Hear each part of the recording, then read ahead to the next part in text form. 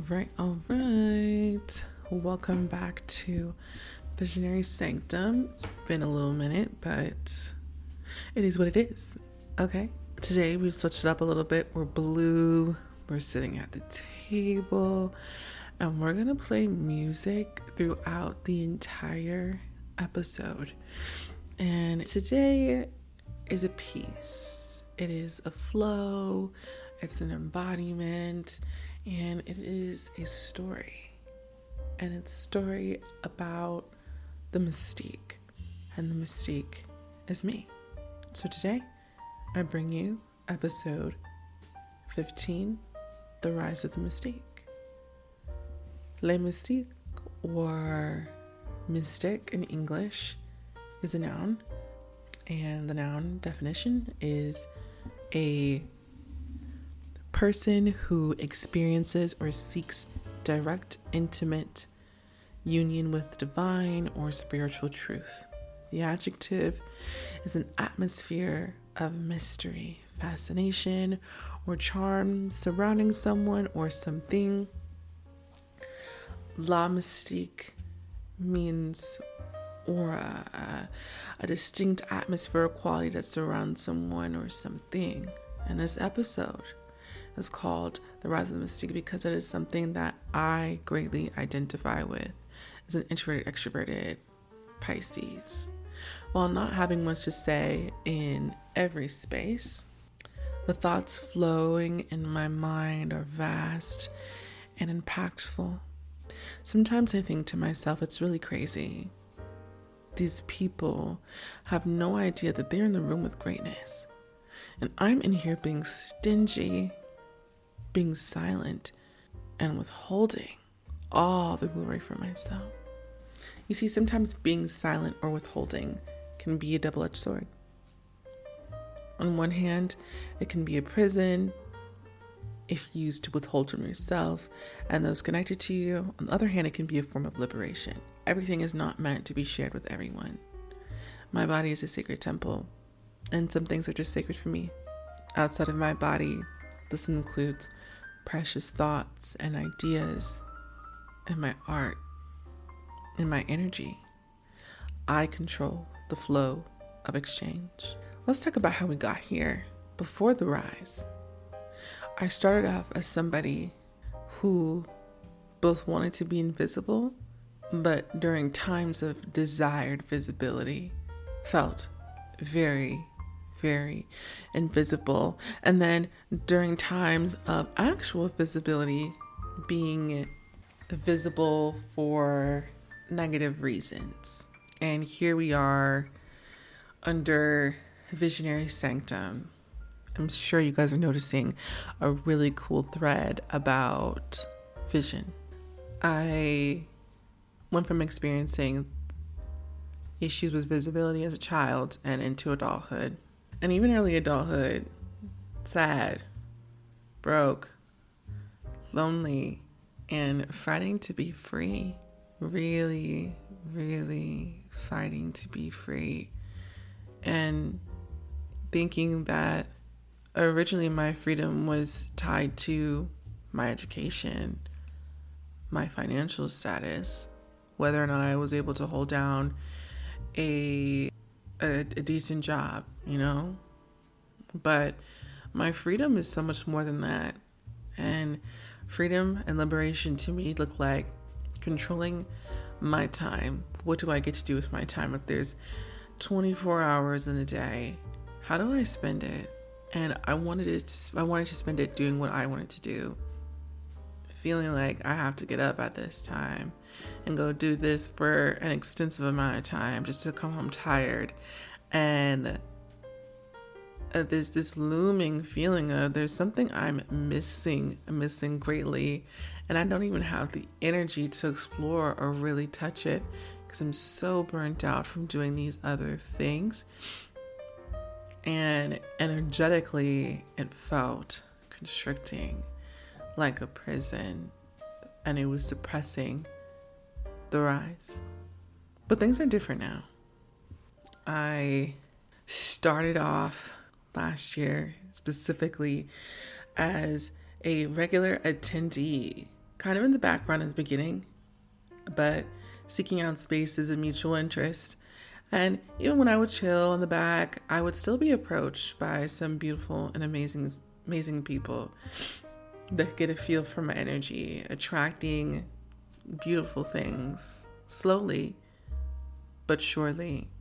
I'm known for my consistency, and my consistency made my presence known. And that really was the start of the rise. The more things I attended, the more folks I became connected to, the smaller the city has become. And now I am the one creating space so others can expand their worlds and create connections of their own. This time feels really transformative for me and has caused a lot of suppressed memories to come up. And actually, most recently, I found some of my old journals, and I wrote about a lot of this stuff that's happening now a while ago. So I predicted my own rise. Yeah. Now that I'm in the position to create space, I feel liberated within my own body. I know that there's so much further to go, but I already feel as though my soul is in a state of arrival. I feel light. My mind is clear.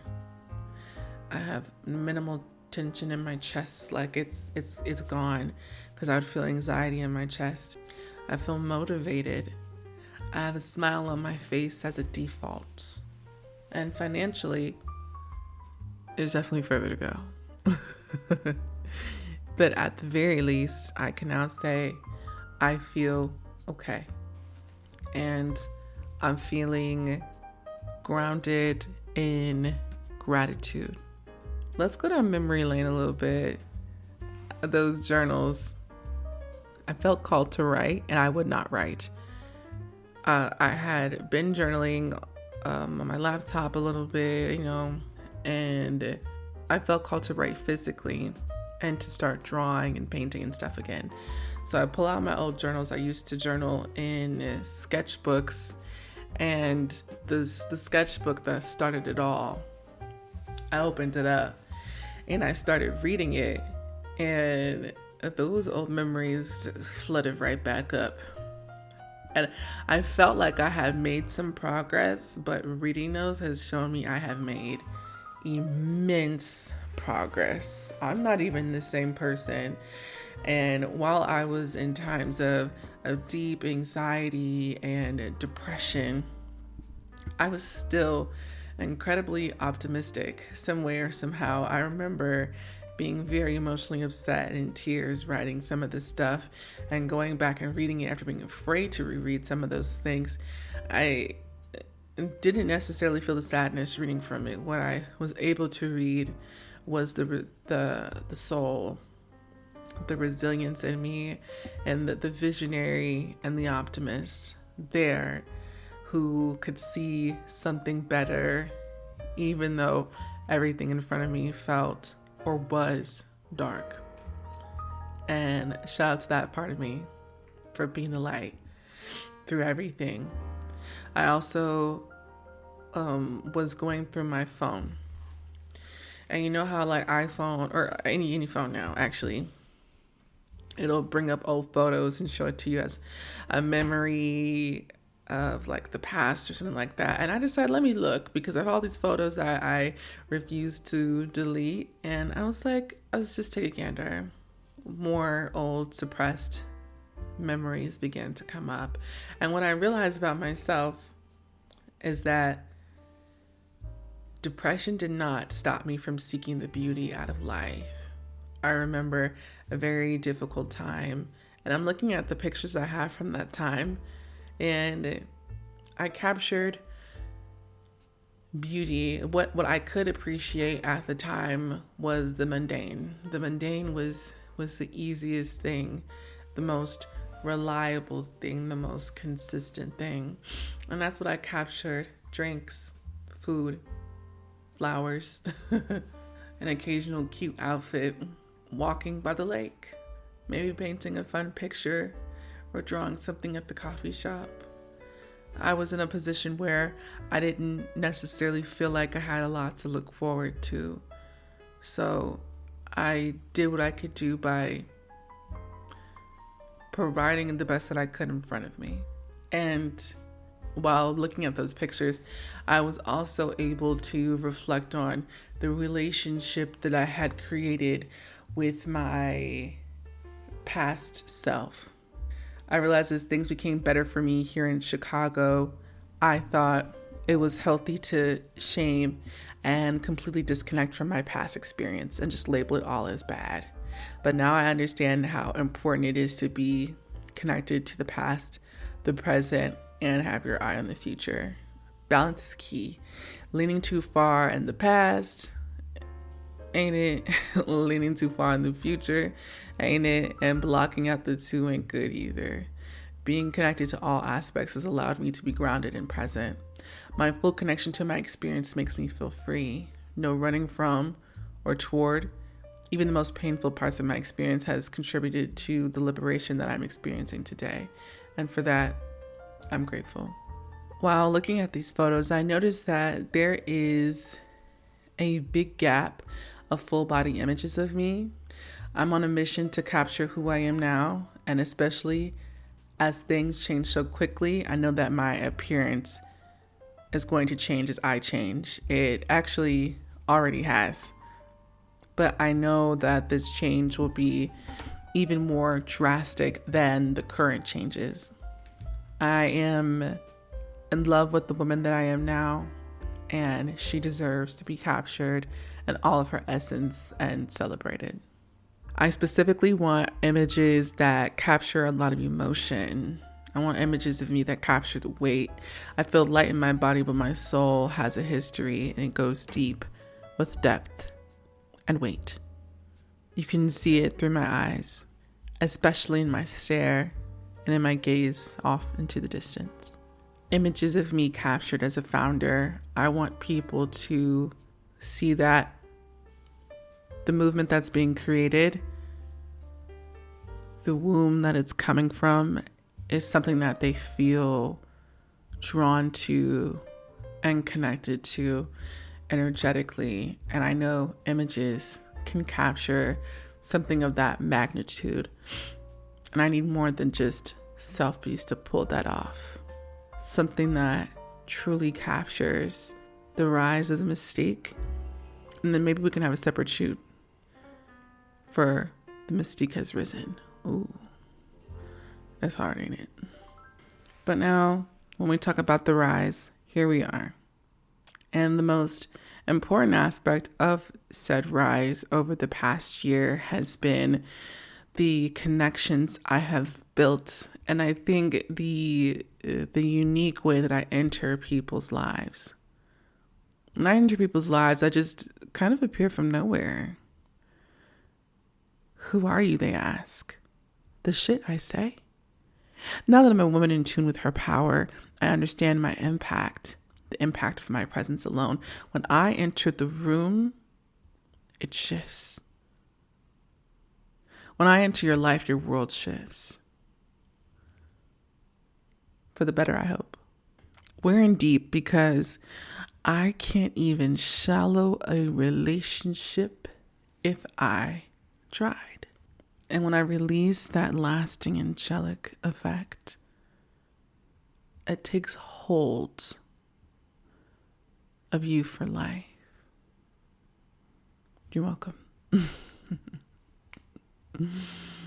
Related to this rise, I saw something on social media, and it was a man who was talking about the beauty community and how there isn't much support there, and that algorithms aren't what they used to be, and they're comparing themselves to some of the larger creators that got in the game early on. And I realized it wasn't the first post or the first person I've seen making that kind of conversation. And something I want to encourage a lot of people to do is to shift away from the idea of being a social media creator now in 2026. Be a creator, but the game of how you build up to being something big or rise is not the same game that it was in 2016. It's just different. You're going to have to be innovative and as to what that looks like. And with the way that these algorithms are set up, it's to keep you on the app longer. And one of the ways of keeping people on the app longer with keeping their views down is getting you to post more, to constantly engage on that. Like whatever you can do, however you're going to fight to get that engagement up is more time spent on that app. They want you to fight for those views, babe. But what I would encourage folks to do is to reflect on what is their overall goal. Is your goal to be a content creator? Is your goal to inspire people? You can inspire people in all kinds of ways.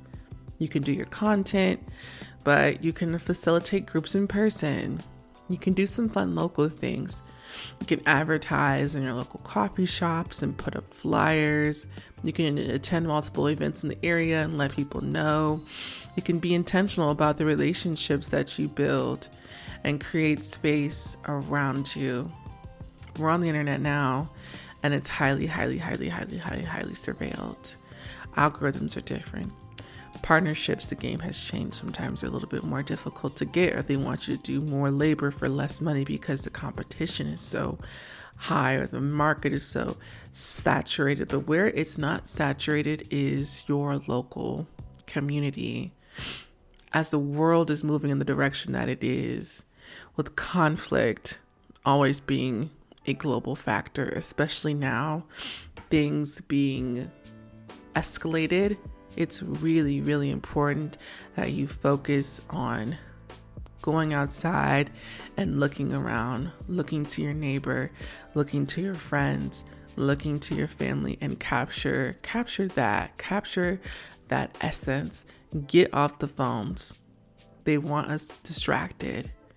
And that will affect your rise, girl. We're trying to rise together as visionaries. I know there's some other mystique types out there chilling in the background, vibing, but it's time for you to come to the forefront because you have something to offer both online and offline. Building within your community is what is sustainable. It's an old trick in the book, but it's a good trick. And as our world continues to evolve, we continue to evolve, and this is what is next. Back to basics. So, if you haven't yet, start looking around at your local situation, start plotting your next rise. Go ahead and start journaling that stuff. And the world that you envision, that you want to live in, put in those steps to build it. Don't sit around and complain about it. Don't get in other people's comment sections complaining about it. Don't sit around critiquing, this, that, and the third about how they're doing it. Be the change that you want to see in the world, and abundance will come to you in every way, shape, or form. Abundance that you can pour into yourself and feel good and feel liberated too. The liberation I feel in my body, and this is only just beginning, and the liberation that I feel in my body is what I want for all of you.